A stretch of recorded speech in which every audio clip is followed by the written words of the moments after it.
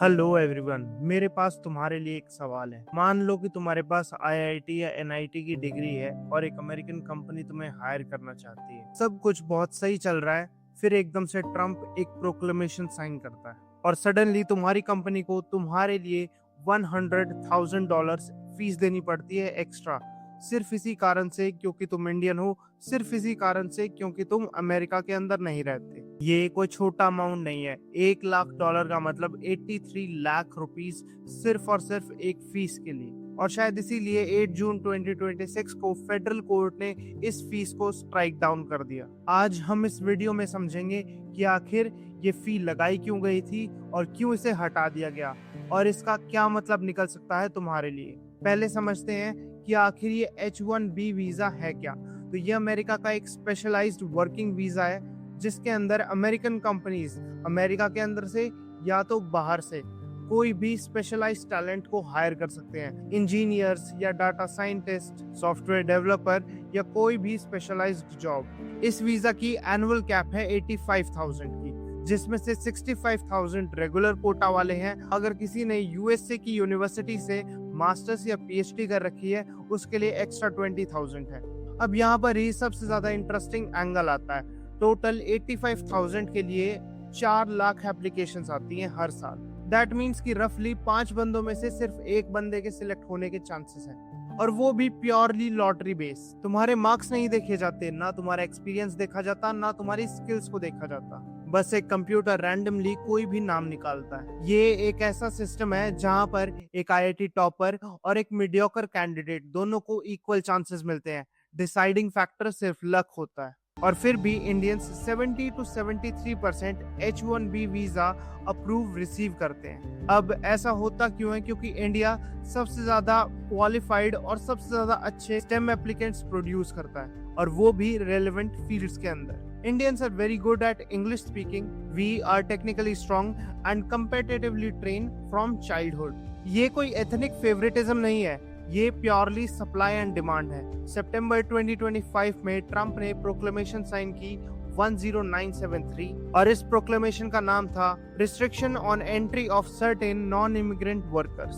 इसके अंदर का कंटेंट था कि अगर किसी भी कंपनी को इंडिया या फिर किसी भी एक सर्टेन कंट्री से कोई भी बंदा हायर करना है H1B वीजा के थ्रू, तो उसे एक फी देनी पड़ेगी $100,000 की। और इससे पहले H1B वीजा की फी थी $2,000 to $5,000, लेकिन अब ये फी बढ़कर हो गई है $100,000। अब ऑफिशियली ट्रंप एडमिनिस्ट्रेशन ने इस फी को इसीलिए लगाया है क्योंकि बहुत सारी अमेरिकन कंपनी इंडियन वर्कर्स को हायर करती हैं लोअर वेजेस पर।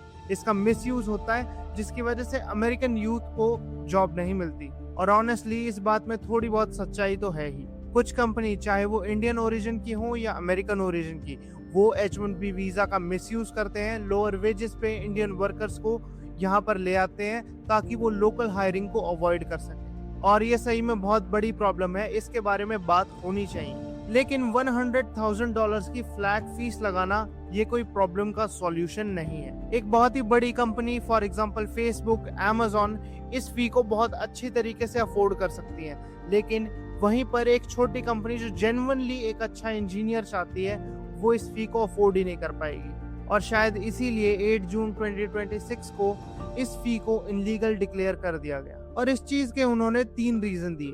पहला रीजन था कि ये फीस एक्चुअली फीस नहीं है बल्कि एक टैक्स है, और अमेरिका के अंदर टैक्स सिर्फ कांग्रेस लगा सकती है, प्रेसिडेंट नहीं। तो इससे सेपरेशन ऑफ पावर का वायलेशन हुआ है। दूसरा बड़ा रीजन था कि प्रेसिडेंट के पास इमिग्रेशन राइट्स होते हैं, लेकिन वो रेवेन्यू बिल्कुल भी नहीं बढ़ा सकता। इमिग्रेशन एंड नेशनल एक्ट इसे बिल्कुल भी अलाउ नहीं करता। और तीसरा बड़ा रीजन था कि एडमिनिस्ट्रेटिव प्रोसीजर एक्ट वायलेट हुआ, प्रॉपर प्रोसेस को फॉलो नहीं किया गया। इसकी वजह से टेक, हेल्थ केयर और एजुकेशन और भी बहुत सारे सेक्टर्स पर इसका डायरेक्ट इम्पैक्ट देखने को मिलता, और वो चीजें प्रॉपरली कंसीडर भी नहीं की गई, और इसीलिए इस फी को नेशन वाइड हटा दिया गया। रियल क्वेश्चन आता है कि इन सभी चीजों से इंडियंस के लिए आखिर क्या बदला। शॉर्ट टर्म में मैं कहूंगा कि एक मेजर रिलीफ है। ऐसी कंपनीज जिन्होंने अपनी हायरिंग बंद कर ली थी H1B वीजा की, वो अब अपनी हायरिंग दोबारा चालू करेंगे।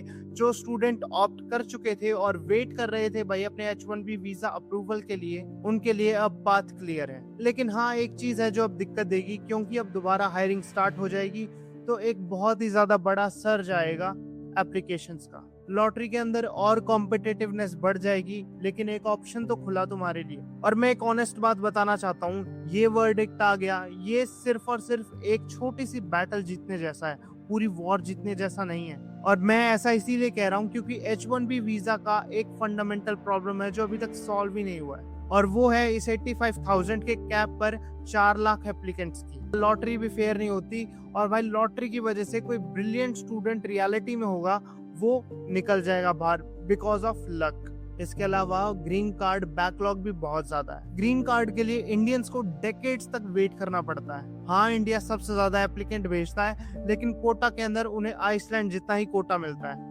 और ग्रीन कार्ड के लिए 50 से 60 साल तक वेट करना पड़ सकता है। मतलब तुम खुद सोच के देखो, किसी और कंट्री से कोई और बंदा है तो उसे जल्दी ग्रीन कार्ड मिल जाता है, वेयरएज तुम्हें इतना ज्यादा वेट करना पड़ता है, भले ही तुम सेम कंपनी में हो।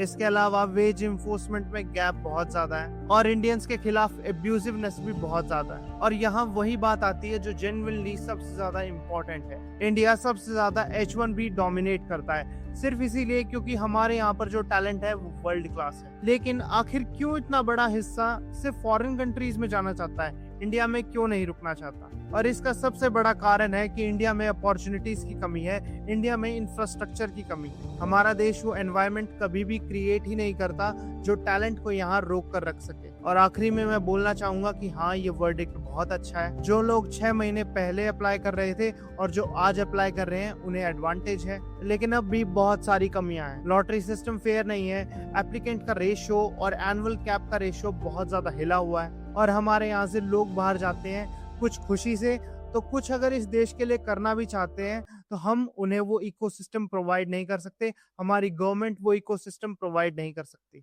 और इन्हीं सब चीजों की वजह से H1B वीजा हमेशा कंट्रोवर्सी के अंदर ही रहेगा।